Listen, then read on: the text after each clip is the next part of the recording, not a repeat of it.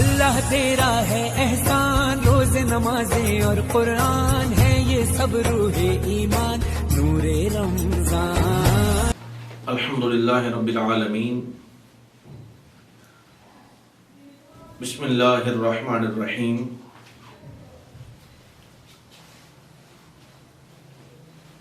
KNN news کی team کے ساتھ میں اپنے ناظرین کو یہ بتانا چاہوں گا کہ ماہ رمضان المبارک میں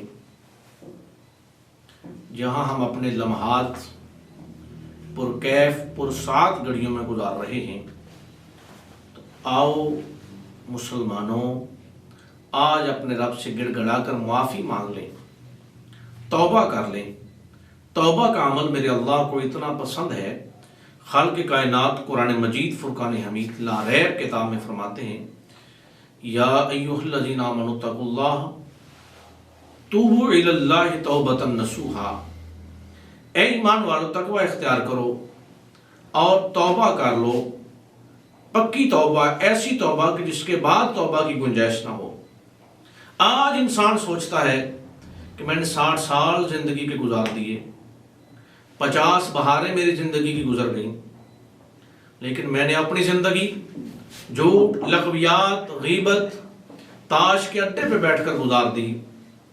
کیا اب میری توبہ کا کوئی ازالہ ہو سکتا ہے؟ کیا میں نے اتنے سال نماز نہیں پڑھی، روزہ نہیں رکھا، اب میرا کیا ہو سکتا ہے؟ تو بندہ اس عمل پہ سوچ کر کہتا ہے کہ چلو جیسے گزر گئی ویسے گزر گئی۔ نہ میرے بھائیو، اللہ اس بات کو پسند نہیں فرماتا۔ خالق کو کیا پسند ہے؟ خالق فرماتا ہے کہ اے ابن آدم، میری بارگاہ میں آ کر تو دیکھ، میری بارگاہ میں جھک کر تو دیکھ، سجدہ ریز ہو کر گڑ گڑا کر مجھ سے معافی مانگ۔ اور جو بندہ اللہ سے معافی مانگ لیتا ہے اس کو بندوں سے معافی نہیں مانگنا پڑتی۔ جو خالق کی بارگاہ میں توبہ کر لیتا ہے، اور توبہ کتنی خوبصورت بات ہے کہ بھئی بندے کے گناہ ہیں 60 سالہ، 80 سالہ، 50 سالہ، 30 سالہ، لیکن جب توبہ کرتا ہے تو 50 سال نہیں لگتے، 50 منٹ بھی نہیں لگتے، 50 سیکنڈ بھی نہیں لگتے۔ اس کا ایک ارادہ ہے توبہ کا۔ حضرت سیدنا امیر المومنین عمر فاروق رضی اللہ تعالیٰ عنہ، آپ تشریف لے جا رہے تھے، سامنے سے ایک شخص آ رہا ہے، اس کے ہاتھ میں شراب کی بوتل ہے، اس نے اس کو بغل میں لے لیا، اور جب سیدنا فاروق اعظم کو دیکھا تو اس نے سوچا کہ آج مجھے معافی نہیں ملے گی ان سے، آج تو ضرور مار پڑے گی۔ سیدنا فاروق اعظم درہ ہر وقت ہاتھ میں رکھتے تھے، فوراً سزا و جزا کا عمل ہوتا تھا۔ لیکن وہ شخص کیا کرتا ہے کہ اپنے دل میں، مسجد میں نہیں گیا، مصلی نہیں بچھایا۔ ایک درگاہ شریف کا ادنا جھاڑو کش ہونے کی حیثیت سے میں جو باتیں آپ کی خدمت پیش کر رہا ہوں ذرا توجہ فرمائیے گا۔ اور عبادت میں نہیں گرا، مصلی پہ نہیں بیٹھا، بیت اللہ میں نہیں گیا، راستے میں ہے، اور کہتا کیا ہے، یا اللہ آج عمر سے بچا لے، ساری زندگی شراب نہیں پیوں گا، توبہ کرتا ہوں شراب سے، ساری زندگی یہ عمل نہیں کروں گا۔ سبحان اللہ تعالیٰ، میرا خالق اپنے بندوں کو کیسے بخشنا چاہتا ہے۔ بندہ بہت بڑا ایمان والا، ولی بھی نہیں، اتنا عالم بھی نہیں، جو شراب کی بوتل ساتھ رکھتا ہے، کتنا اس کا عمل ہوگا۔ جب سیدنا فاروق اعظم جلوہ گر ہوئے تو آپ نے اپنی فراست سے اس کی طرف دیکھا تو فرمایا یہ بغل میں کیا ہے؟ اللہ اکبر، وہ کہتا ہے سرکہ ہے۔ آپ نے فرمایا کھولو۔ جب باٹل کو کھولا گیا تو وہ جو شراب کی بوتل تھی، اور مکمل پورے وثوق سے شراب کی بوتل تھی، وہ لے کر آیا تھا، وہ سرکے میں تبدیل ہو گئی۔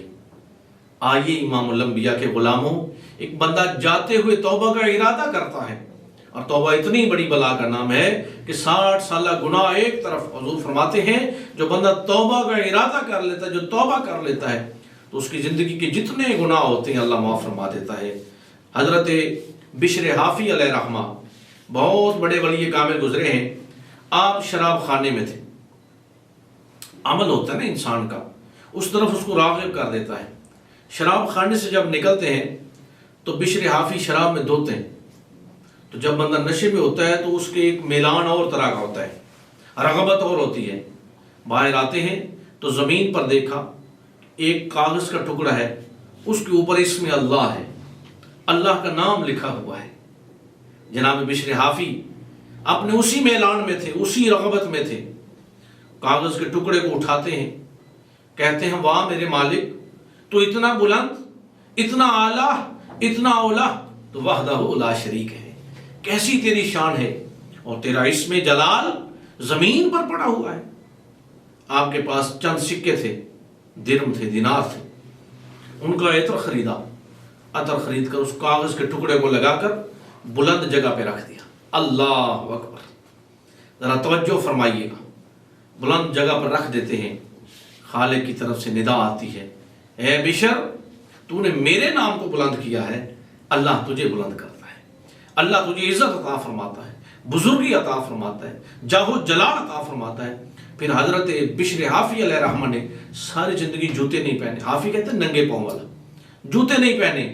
آپ فرماتے ہیں جب میری توبہ قبول ہوئی تھی، جب میں اللہ کو پسند آیا تھا، جب اللہ کی محبوب میں بارگاہ میں مجھے محبوبیت عطا ہوئی تھی، تو میں اس وقت ننگے پاؤں تھا۔